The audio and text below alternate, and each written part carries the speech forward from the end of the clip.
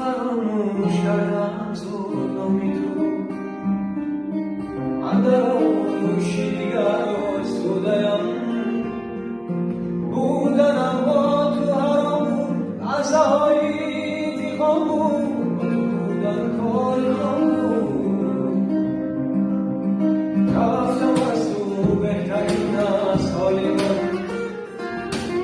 بچه